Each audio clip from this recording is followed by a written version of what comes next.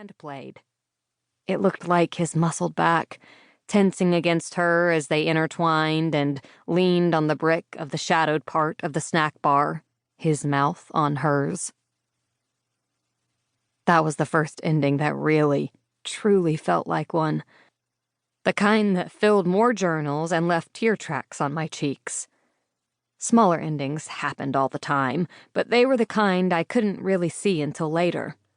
The footage from a research boat that disappeared after finding a shipwreck, footage that kept my dad up at his makeshift desk all night.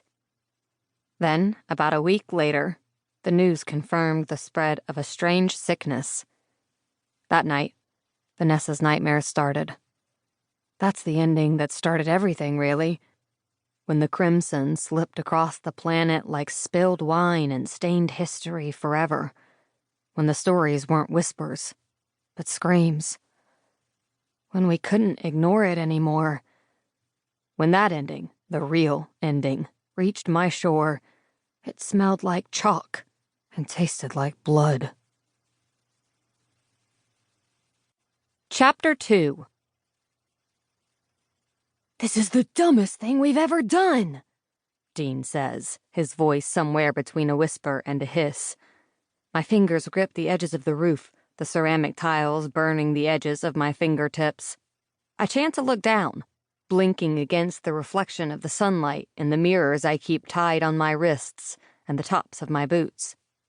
Dean's dark hair is brushed back into a low bun, his brow furrowed with worry. He has a grip on my left foot holding me up.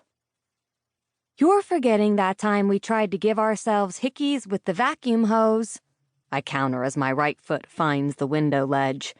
I hoist myself up onto the edge of the museum's veranda. I tighten the straps of my backpack as I look back down at the amphitheater, pausing for a moment to sweep the area. Overturned tables and chairs lie still on the black tile, but other than the slight flutter of napkins and old brochures covered with Ramses II's face on them, there's no movement. We'd raided this place several times in the past 2 years and never had any problems. Turns out that people don't really have a lot of uses for history museums in the face of the actual apocalypse. Normally, we'd just walk right into the open front doors and go from there. But what we're looking for is in a locked room. So the window it is.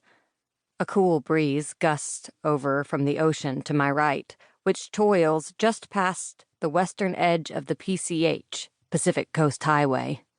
Dean eyes me. "Right, you're so right. This closely follows the vacuum hickey experiment. Which should tell you something, Charlotte, since that happened when I was 14. I twist a rope around the railing that circles the veranda, testing once to make sure it's secure before I throw it over the edge to Dean. Within seconds, he has hoisted himself up next to me. "Harlow will absolutely kill us both if she finds out I helped you with this," he says as we walk over to the sealed double doors. I slide my fingers over the edge, finding nothing. "Nah, I'm blood. You're just her boyfriend. She'll just maim me, but yeah, you'll for sure be dead." I wipe the grime off the glass of the window and peer inside. I can't see much, but there are no obvious threats, and that's as much reassurance as I'm going to get. Dean adjusts the mirrored bands on his forearms. "Sounds about right," he says, pulling the glass necklace from under his shirt and wiping it on his sleeve. I wind a scarf around my elbow and then take a deep breath as I turn around. With one quick movement, I shove my elbow back and the glass pane shatters. We both pause as the sound echoes off the hills around us. I grip the iron blade that rests in a sheath tied to my belt. I've only ever used it for cutting rope and the limbs of stubborn trees on food raids, but I know that any time we step out past the perimeter of the fortress, I might have to use it for something much darker. Dean pulls a mirror from his back pocket.